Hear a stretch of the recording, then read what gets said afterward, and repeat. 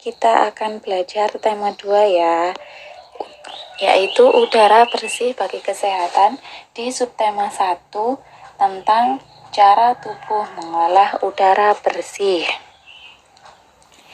Nah, untuk mata pelajaran bahasa Indonesia, kita akan mempelajari tentang cara menemukan informasi penting dalam sebuah teks. Untuk menemukan sebuah informasi dari sebuah teks, yang perlu dilakukan adalah membaca teks secara keseluruhan dengan cermat. Setelah membaca, kita harus memperhatikan jawaban atas pertanyaan apa, di mana, kapan, siapa, mengapa, dan bagaimana. Jadi, informasi penting itu adalah sesuatu yang kita peroleh setelah membaca keseluruhan isi teks. Nah, kita harus memperhatikan informasi pentingnya itu adalah jawaban dari pertanyaan apa, di mana, siapa, mengapa, dan bagaimana. Nah, dalam sebuah teks terdapat banyak informasi. Biasanya, setelah teks diberikan, terdapat beberapa pertanyaan yang harus kita jawab. Jawaban dari pertanyaan tersebut ada di dalam teks. Kamu dapat menggarisbawahi kalimat-kalimat penting untuk memudahkan dalam menjawab pertanyaan.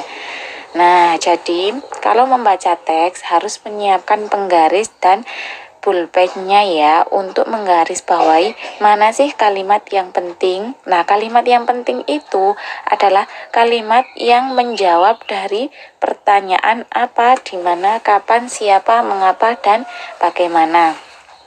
Nah, untuk kata tanya apa, arah jawabannya itu nanti akan menjawab nama-nama benda, kemudian sebab, akibat, judul, atau tema. Misalkan nih ada pertanyaan, apa judul teks di atas gitu, itu menggunakan kata apa gitu. Terus misalkan apa yang dibawa oleh Dino, itu juga menanyakan sebuah benda apa yang dibawa kayak gitu. Kemudian itu adalah arah jawabannya ya kalau kita menggunakan kata apa. Kemudian di mana ini menunjukkan tempat atau latar. Jadi jawaban dari kata tanya di mana adalah suatu tempat atau latar sebuah cerita.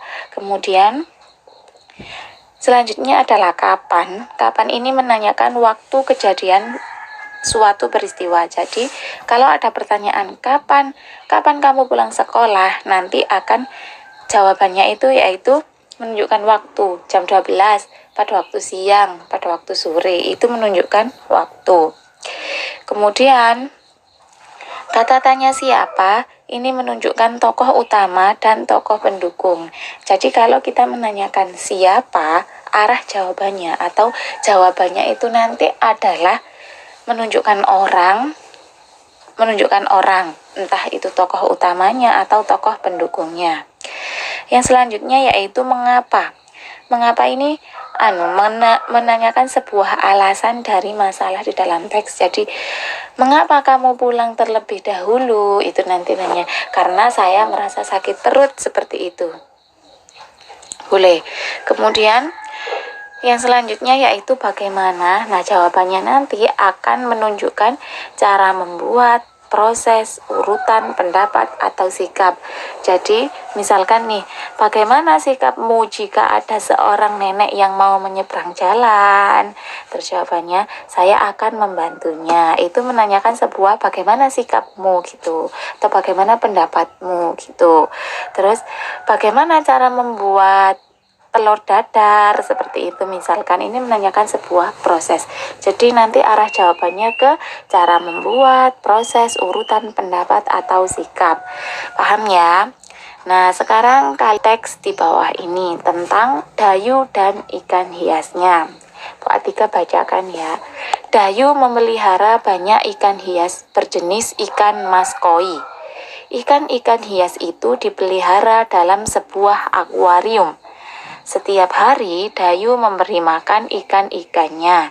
Dayu juga rutin membersihkan akuarium, lalu mengganti airnya dengan air bersih. Kegiatan itu ia lakukan seminggu sekali. Dayu senang melihat ikan-ikan di dalam akuarium berenang di sana kesana kemari. Dayu memperhatikan saat mulut ikan-ikan itu terbuka dan menutup. Seolah-olah ikan itu selalu menelan air. Dayu bertanya-tanya apa yang dilakukan ikan-ikan itu. Nah, dari bacaan Dayu dan ikan hias, informasi apa yang kita dapat? Kita perhatikan pola peta pikiran di sini. Yang pertama ada pertanyaan, apa nama jenis ikan yang dipelihara? Apa yang dipelihara oleh Dayu? Nah, benar. Ikan emas koi. Di sini ya.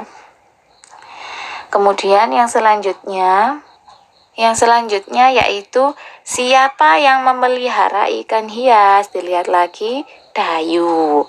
Kemudian di mana ikan hias itu dipelihara? Di sini ada tulisan ikan-ikan hias itu dipelihara dalam sebuah akuarium.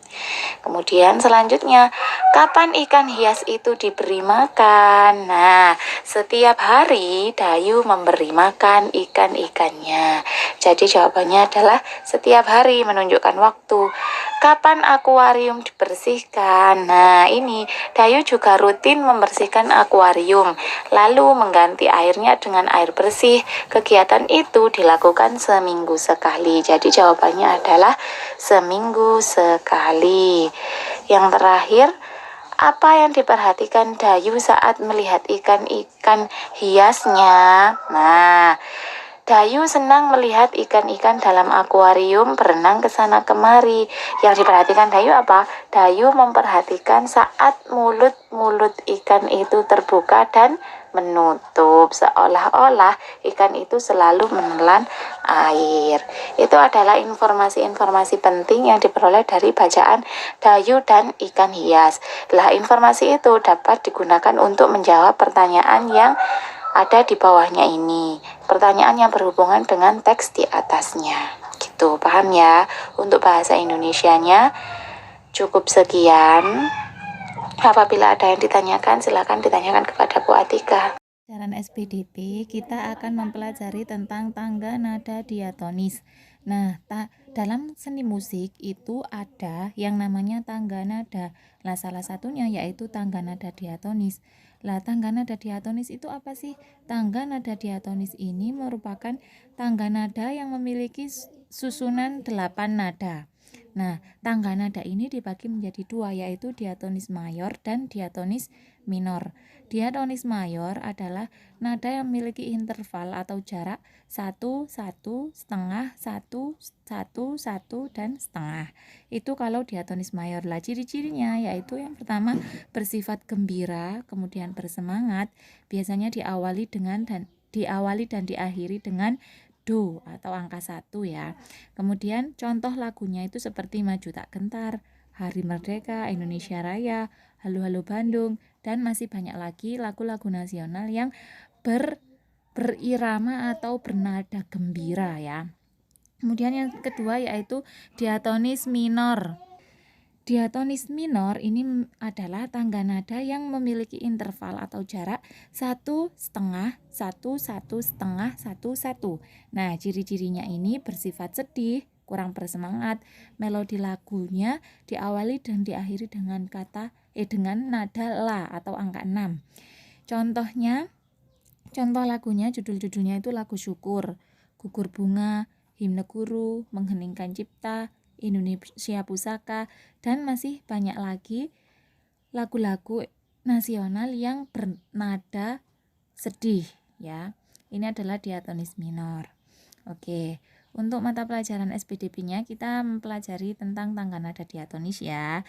Tanda nada diatonis tadi ada dua, yaitu mayor dan minor. Kalau mayor itu bersifat gembira dan bersemangat. Kalau minor itu artinya dia bersedih, kurang bersemangat ya. Ini dihafalkan tentang pembagian tangga nada diatonis. Untuk mata pelajaran SPDP cukup sekian. Wassalamualaikum warahmatullahi wabarakatuh.